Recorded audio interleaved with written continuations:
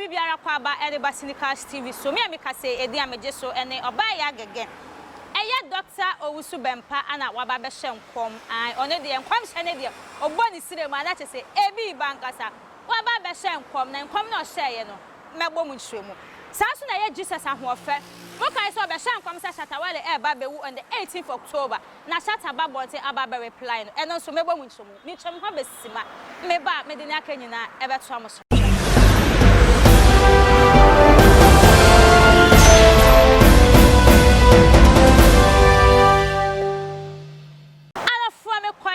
so abebio na chese me dem o start no eye Dr.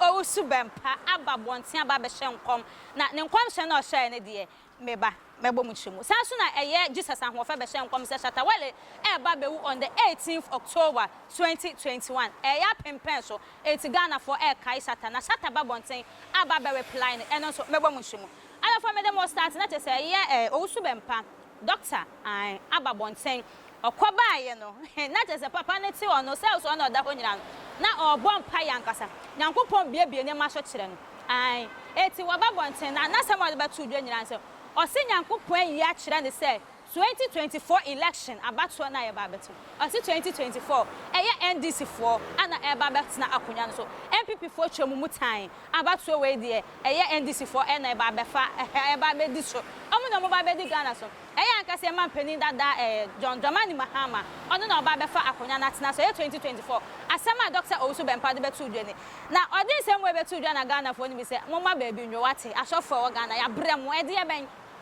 tese anya celebrity na ba bewu a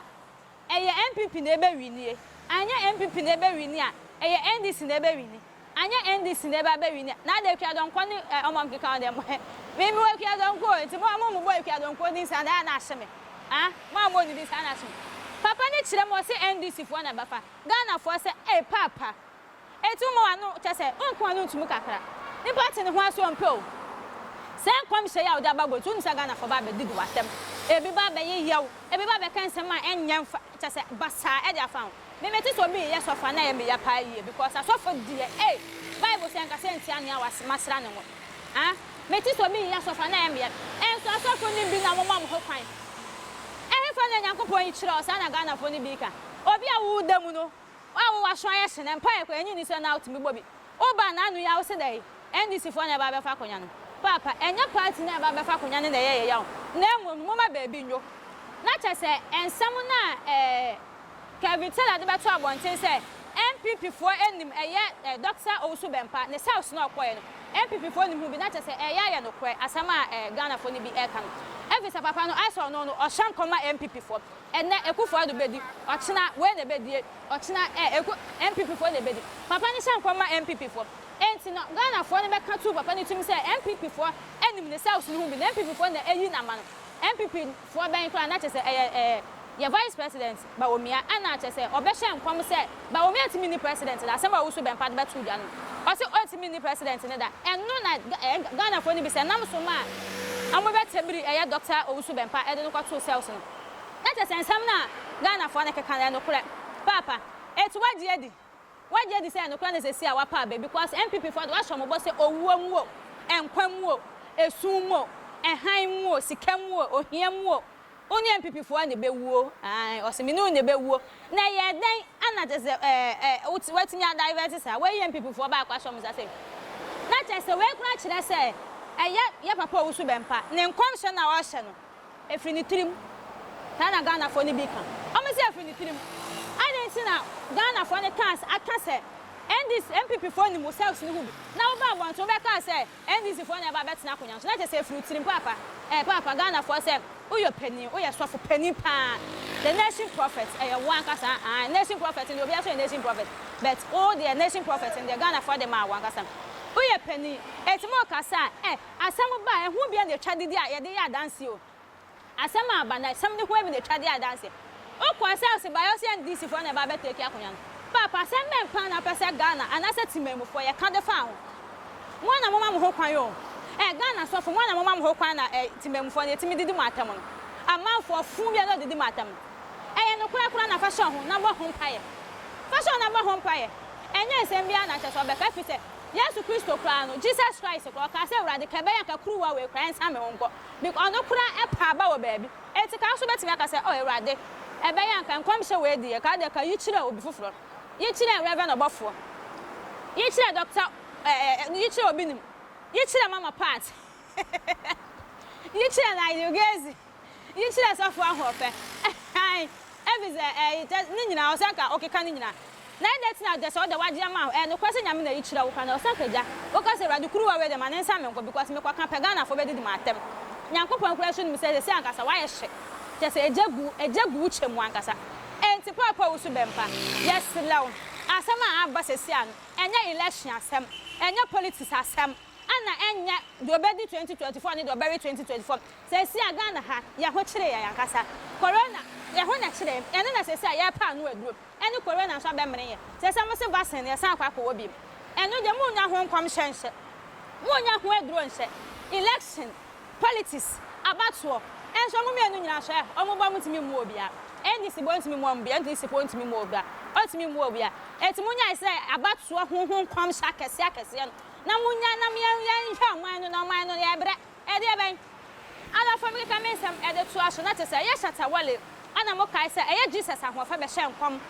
emri bi atwam se on the 18th October 2021 shata wale ba be hwere ne nkwa obefiri atase fa asase so kire se obewu ankasa no se ni wo be se Lucky Dube ewuo ni bi se da mo atake Lucky Dube bo ni tuo tene to wa basa no enu bi ana e ba be shata wale oba bewu e de firi atase fa asase so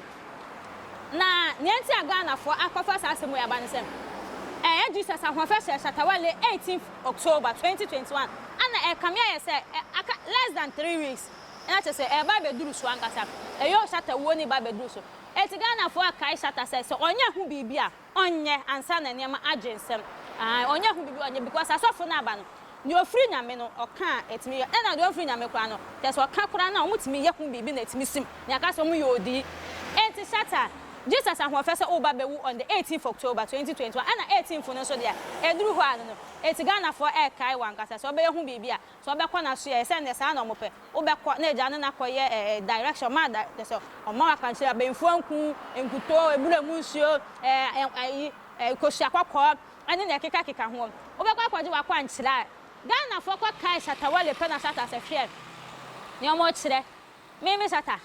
nipa da seni bia ni fo a owasase so oba na wo no obetime ekume obetime age me kra free mensem o se me ma to bulletproof ana me de na mangasa enim se huhumu dio se ni kemu dio shata do pagro o ye fani angaza asema abanye bulletproof asem o shata enya wonyo bulletproof na asem na ye kan sese ya de ye kan sese se o ba bewu shata wale chire mo so no to bulletproof do bia no obetime aboni so ana nyankopon so mfa ne kra enhye nkwase afo bi nsa sa keke da bi enya enipa na ball no ana enya nipa na hye no so nyankopon na hye no so etinya se nyankopon kun wo asefo ye kwa asema shata wale kan ye no minimu se amanfo ni bible mu sa da minimu se amanfo ete bible asesa da shata mu nyina te bible aso na ade ne na ho na ka se o de o nkwa asole ade o di shata chi o ya shata fan eti o nkwa asole here shata mu nyina ni bible ase nyankopon fa ne kra anhye nkwasiafo bi nsa enti Jesus ahofe da why na se mu didi meya na atomo ni nsem hu se enipa da wo mempe na cha se opese cha se o ho yira wa pese aduane no shote pe o ka se bebre shote o so didi mi ya na atomo ni nsem hu me shata wele ho na ba be bo mitu de mu ni mu eni anya service na ba be wa se ka pimpolo ana be to odwa se o ba be wu cha se enru 2 hours na san be to odwa se so fo ni se anya yi se ka pimpolo ko ho se wa anko ho eni de nim se akosi se akosi eni eni eti shata wele yesrew Ghana for do offense do me ya gaga me gina ha kra me do enti se no kra se Jesus ahofa be kasa kwana so ye omo de do mo pa no kwa fo buo ma wom na kwa di akwankyere ma ye wate na wuwu e be ya pa ye na te so wo ni ya do so te se ego ni wu kra ye hu te se ye hu ni akosie na nampedu te se ono so ye hu ni akosie eti yesrew se adwumu nya ye he musicians dem pese mo be wo bi mo ana de mo gigi ye ni ba ne den yetimi tie shata te pa ba sere eti shata yesrew ankasa kona kwaje wa kwankire amonya de la ba lai na fa na ni sho ada for me kika mensem edi kwa wie na chese eye doctor owusu bempa chire mu a ase 2024 election eye NDC for ene ba befa akonya doctor yate why yate omofa eye ne papam na ye nyina yepe sanso na Shatawale Jesus and wo first on the 18th October 2021 also ba be wuti Shata yesira kwa na kwadwo akwa ankyere na bulletproof na so wahye ne de eyokwa anya huhumasem ana anya we yenim se huhumasem ni kanwasem wo Shata de wakan de ni kanwasem na yeka bia betimi apie huhum eti Shata kwadwo akwa ankyere enkwamodo kwana kwadwo de te se Pentecost fo a omodi ewrade adidi alafo aha ana meba ma me kwalem de dwumedie ni nyina besi nya me de dwumedie beso me de anka no ba ya gege won hye mo like na mo subscribe for my the same campaign limited men of class ana so amasam tumi de dwumedie beso mo de sam se ope home news type papa ana se brand new type so to be got to why kwanya wo woman of class so salon esa be mu to mi otu ana ma ya ama am fix we bon sign the cap ope so obo ambo ni nyina bi wo am some telephone number 0244 989848 0244 989848 madam ase makram